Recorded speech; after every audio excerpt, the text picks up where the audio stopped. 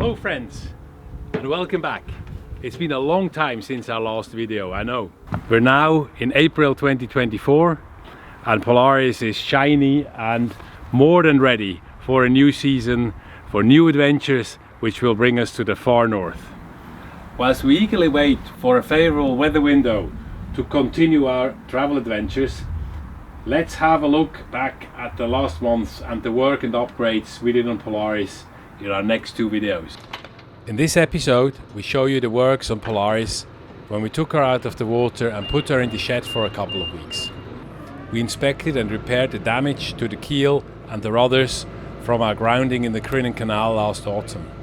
We lifted the Coppercoat waterline, which has been an issue for a long time. As Polaris reached the mature age of 7 years, it was time for a change of the sail drive gaiter. This big and rugged rubber gaiter covers the space around the sail drive leg where it goes through the hull. Any problem with this part whilst in the water would cause a fatal flooding of the boat. No wonder Volvo Penta, the manufacturer of our engine, has specified a 7-year service cycle on this part. We also learned the hard way that rudder bearings don't live forever. A casual chat with the workshop foreman Ollie made me investigate, and we found that the Jeffa rudder bearings of our Bavaria should be inspected, cleaned and greased every 3 years. Well, nobody told us, and nowhere was this written, and sadly after 7 years of no TLC, the lower bearings of our twin rudders had to be replaced. We don't know what we don't know, and every day is a school day. But now enjoy this slightly different video about boat maintenance and repairs, showing the other side of our cruising lifestyle.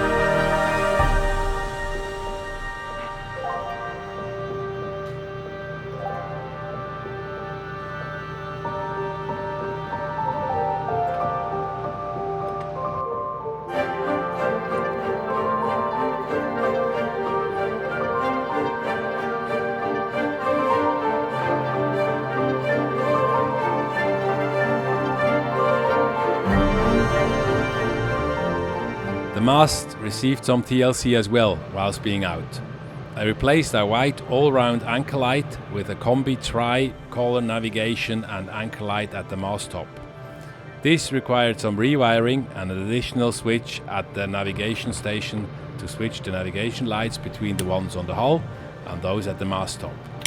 I replaced the VHF antenna and the combination deck and steam light, which after 7 years in the tough marine environment was badly corroded and showed some erratic behavior last season. Everything went well. Polaris is -1 mast, and tomorrow morning, first thing in the morning, we're going to be lifted out and go in the shed.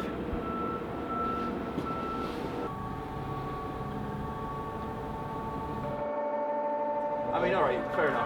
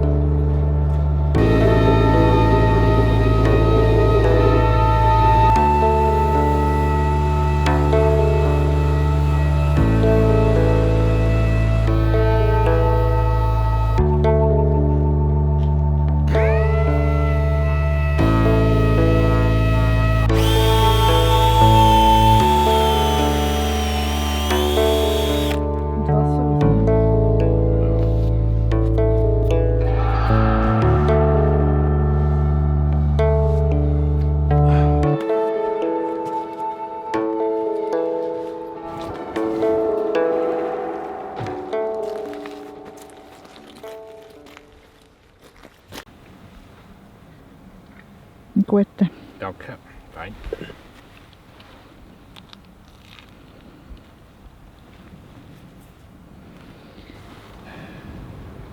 We're raising the water line on our copper coat, so I had to expose the pure copper here because it's going to be an overlap from here. We're going to raise the water line by this, by about an inch, and so I had to expose the copper, and now we're masking the upper end of the water line.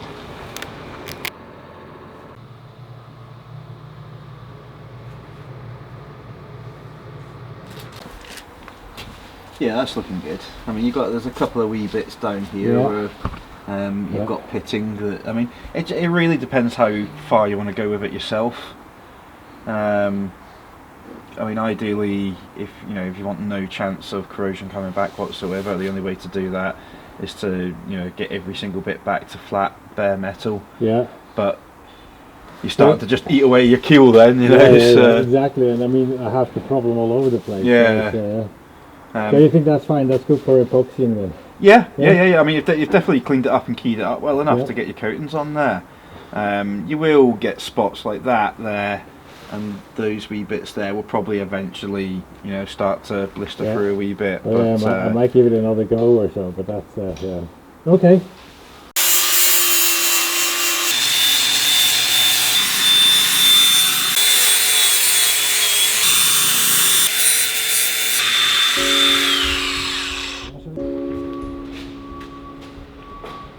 This drone footage is courtesy of Ollie Holding. And here is also time for a big shout out to the team at DDZ Marine. First and foremost to Dino, the boss, for believing in me, the banker gone astray, and for being such a great friend. To Ollie and his team, Paul, Martin, Craig and Josh. To my mate Sparky Craig and the engineers Dario, Johnny and Ben. And to the sales and office team, George, Brian, Diesel, Leslie, Hazel, Kelly and Diane. Thank you so much for all your help, advice and support during this winter. It was great fun working alongside you. It is the people that make a place special.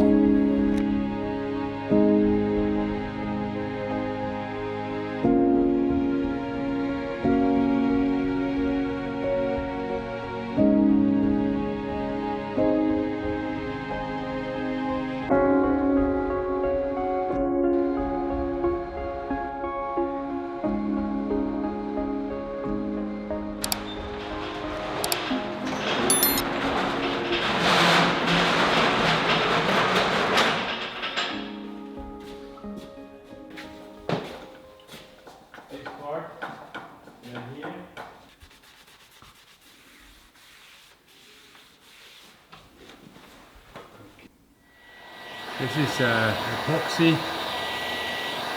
epoxy coat. We need 2 or 3 of those, and because it's so cold in here, we're trying to make it go with the heat gun. Hope that will.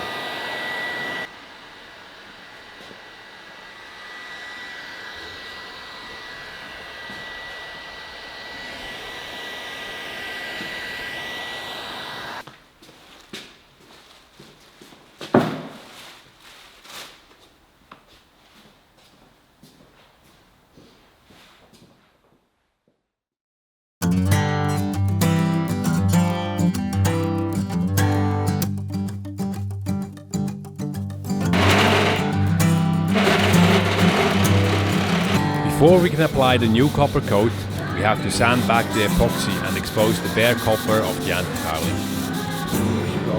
We're to do the remaining 5%, obviously that's 12.5 mil. So we seem to be on the same. Good. Okay, so how do we mix? So we can mix. Maybe doing a quarter mix. Each one of these is 500 mil, yeah. So you're going to take 125 from that, 125 so a quarter from that, of this, a quarter of that. Yeah, exactly right.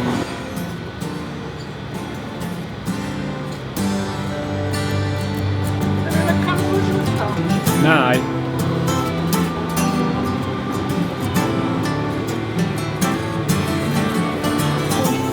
Well, that's the first coat, just epoxy.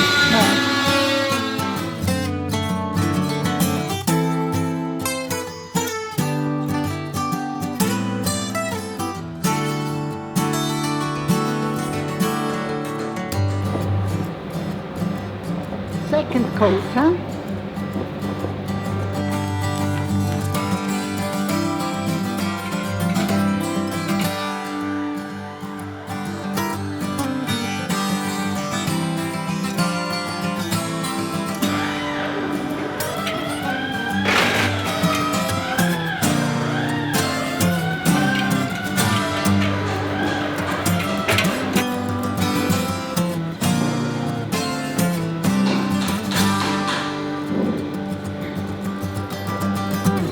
So hopefully that's the second to the last batch that we're mixing. 2 more rounds and then we should be fine. It's 8 o'clock in the evening and we just started our last round. So, oops, that's spoiled. After an hour we'll be finished.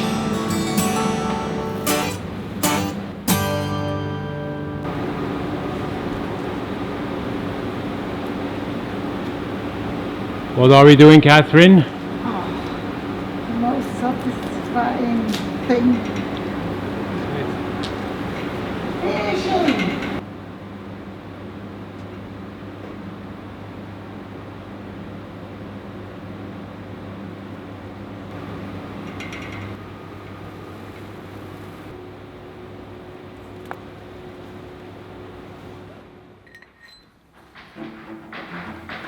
We're doing the final preparations to drill a big hole in our cockpit floor. So we want to put that one here, a big hole, so that we have access from the top to the engine room down below, that we can fit a pulley on the engine to pull it up and to stabilize it, to move it forward when we have to change the sail drive. And it will also give us future access to whenever we need to do something on the engine or so to lift it. Never drilled a hole that big.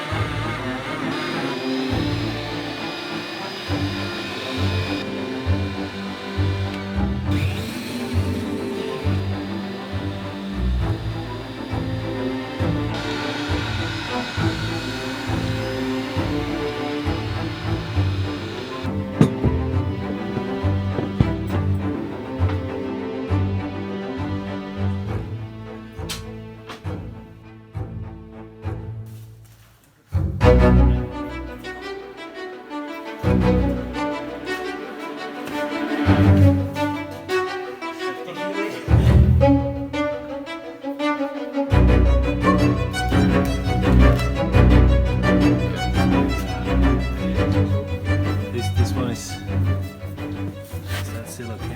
I mean, it's the rubber you've really got to worry about. I mean, you can paint that if you want, Yeah. just to make it look nice, but it's the rubber bushing in the back you need to worry about. Okay. But that's bang on there's a point. Okay. And clean that, paint that. We could do that You with can a paint that if you want, aye. green paint or what? Black is nice.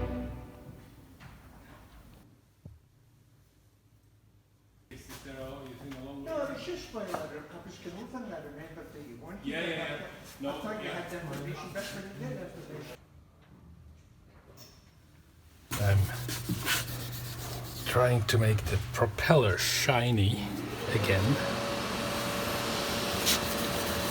so there's less things to stick on it.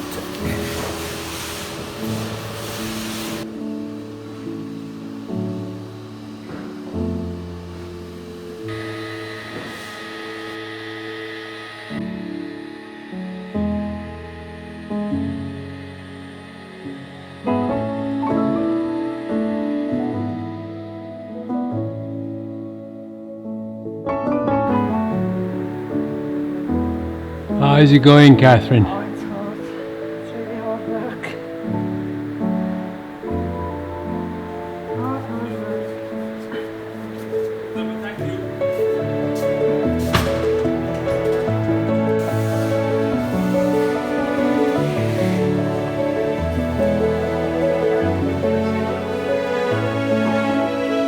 Fast forward 3 months. Meanwhile, Polaris has been back in her berth and everything has worked as it should. The engine ran smoothly, no leaks, all good. Polaris now has a last lift out for a final check to have her anodes changed and to have the mast re-stepped. And so, we are finally ready for another exciting season on the water. So much shall be given away. We will go north again, further north than we have ever been with Polaris. But first, join us next time when we will give you insight into more upgrades we have done this winter. We added an additional hydronic heating, moved our comms to Starlink, did some changes in our electric setup, and registered Polaris under a different flag.